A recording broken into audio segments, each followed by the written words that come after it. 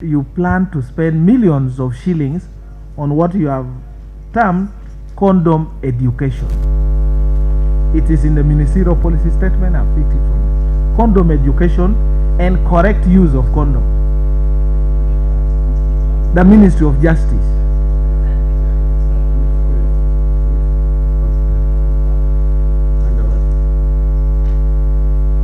It is under the key service area number 00013, and the output area is 16090106. And I do not want to water down our they call it the ABC strategy or something, but I want to understand that at the level of now your staff at the Ministry of Justice and Constitutional Affairs, you still need to be taught how to use condom and the correct use of condoms, and you allocate much money to that particular budget line, millions, and then afterwards you ask us to provide more money to certain areas. That's the concern I have. Maybe there is a better justification, but I would like to be understood. To talk about sex, but I would like us to talk about nation building. Mr. Chairman, let the record be clear that I don't prepare ministerial policy statements. Yes. What has been laid by the minister, it's their own document. Yes. And they're the ones who invited us to talk about those issues. I didn't come here to talk about sex. I came here to talk about nation building.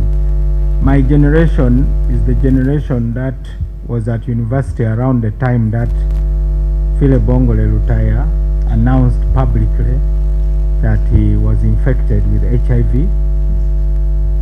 We are the generation that was the most shell-shocked.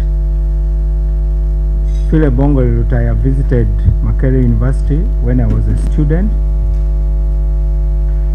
The disease had no name. A woman called Nanyonga claimed that soil from her banana plantation could cure the disease. Rich people took tipper lorries to buy the soil. Instead, they died from hookworms.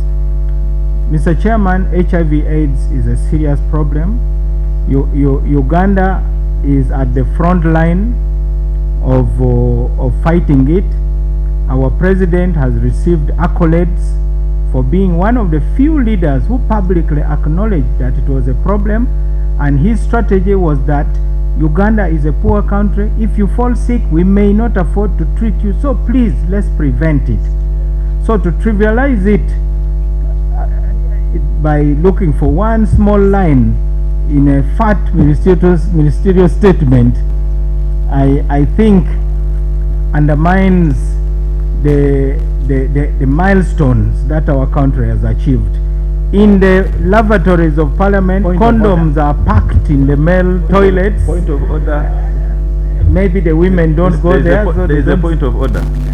Mr. Chairman, in execution of our roles as members of Parliament, and the Honorable Mao was privileged to be in the same position, we are commanded by the Constitution and our rules to interrogate and scrutinize ministerial policy statements and budget allocations. Each and every item listed therein, there is no room for that word that he has used, that a matter, a honorable member of Parliament and a shadow minister for justice is trivializing issues.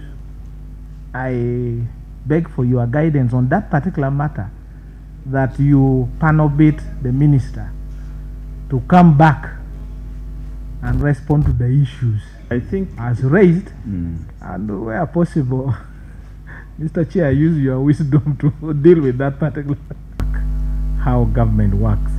I think in a very polite way, he is basically telling us that you have not become now as a government coming to discuss with us, but you have become petitioners. That now we come to petition Parliament, and I take that and I'll report to the cabinet. The reasons have been stated by the permanent secretary, who stated clearly that you are given how many meters of cloth you have. Then if you can only manage a mini skirt, but you want a gomesi, then where do you go? You come to Parliament and say, please tell those who give the cloth that a gomesi would look better, and you give the reasons. So we also beg for your understanding as Parliament, because ultimately you are the ones who appropriate. And so far, unless the president comes to complain that don't listen to my ministers when they come to you, because everybody comes here anyway, the UPDF, the president's office, everybody comes here to complain. So maybe when we have a conference, then we can discuss this as a government, namely the executive and Parliament. But otherwise, I take your point very seriously. You put it very politely. Others would have put it in a stronger language. Now, concerning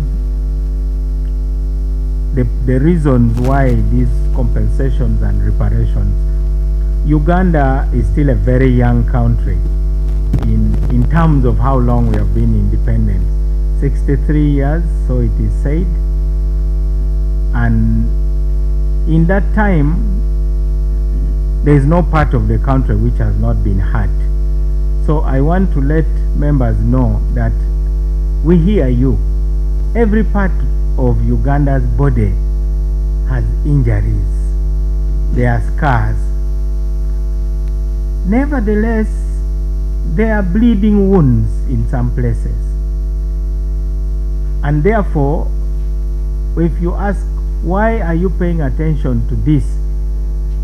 I cannot come here and say the other issues should be neglected, whether Bukedi, whether in Western Uganda, whether Luwero, and so on.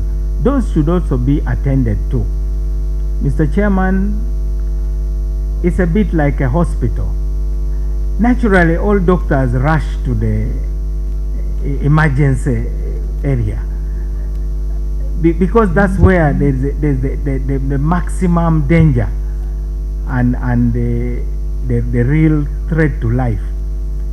A hospital has intensive care where the best doctors go, the biggest budget for equipment go, has high dependency, it has the general ward, then it has the outpatient where some of the patients even roam around the compound smoking, but there are patients also. They have also gone to the hospital, while others.